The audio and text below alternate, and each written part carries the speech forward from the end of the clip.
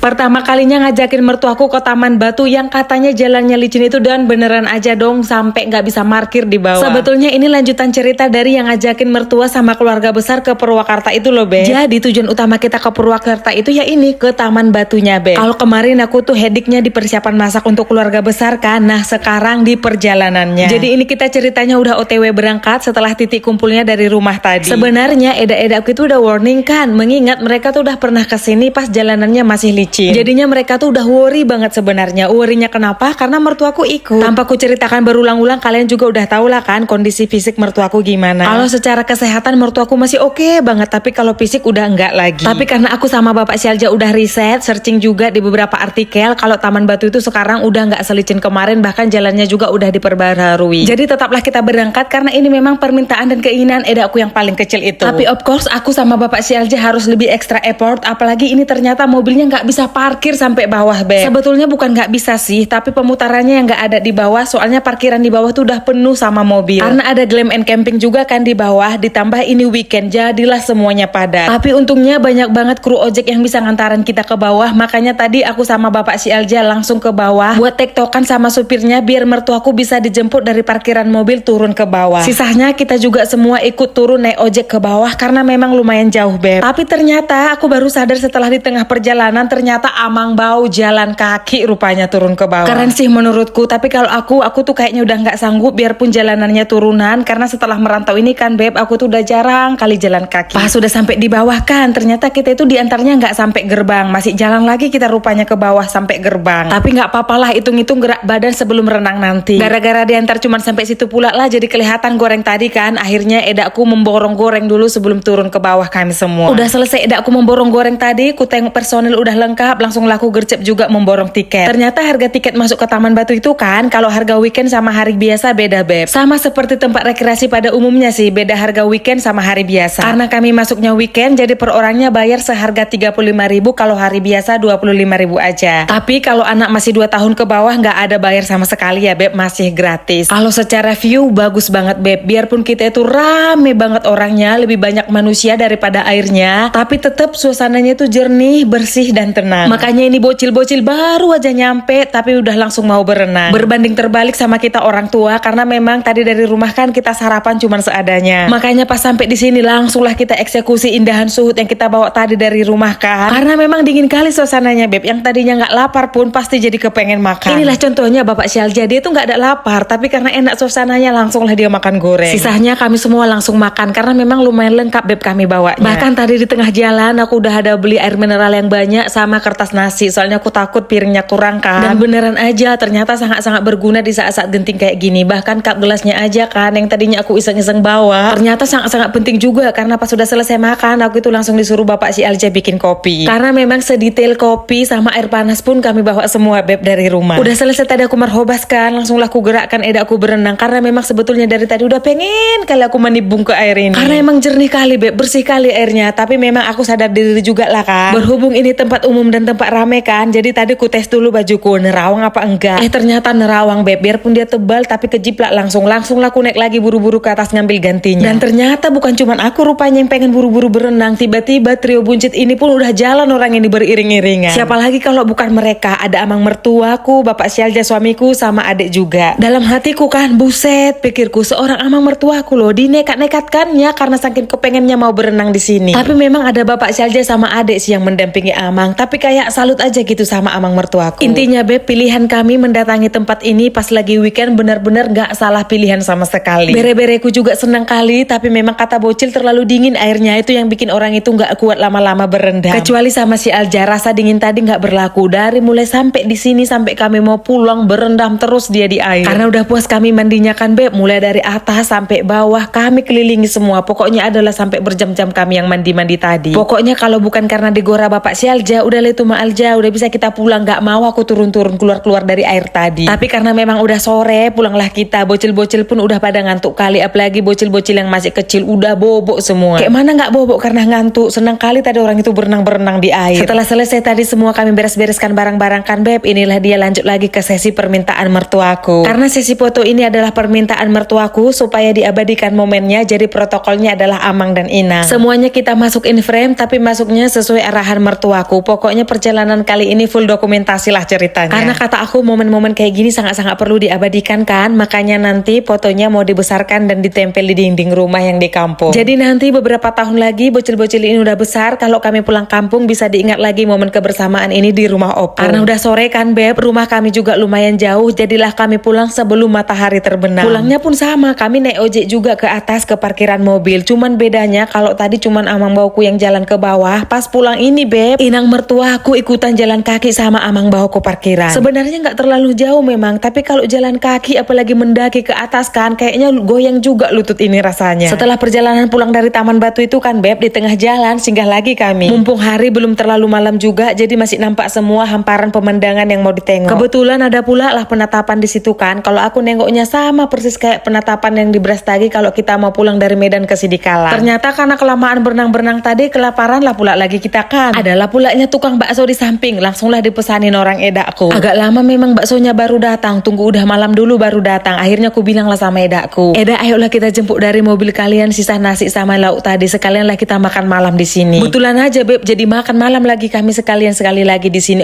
Senang kali Beb mertuaku nengok kehebohan kami. Karena memang masih banyak lagi tadi sisahkan, jadi pas kali lah untuk makan malam. Enak juga Beb makan malam di sini, udahlah hawanya dingin, terus hamparan tadi kan, hamparan yang terlihat tadi berubah semuanya menjadi cahaya lampu. Kalau kayak gini kan enak ya, nanti kalau udah sampai rumah perut udah keisi, jadi nggak ada cerita masuk angin karena pulang jalan-jalan. Inang mertuaku itu sampai bilang, ini kita ku tengok kayak nggak di Purwakarta, kayak di Parapat ku tengok kita ini kayak di Danau Toba. Itulah kata inang mertuaku, saking inang mertuaku senang kali nengok kami semua. Satu hal yang kupetik dari perjalanan kami ini Beb, sangat-sangat bersyukur kami tuh nggak ada yang susah diatur. Semua anaknya kepengen berlomba-lomba mau nyenangin hati orang tua. Dan aku sangat yakin itu yang bikin mertuaku jadi panjang umur, karena memang itu adalah hal yang nggak bisa dibeli pakai materi berapapun harganya.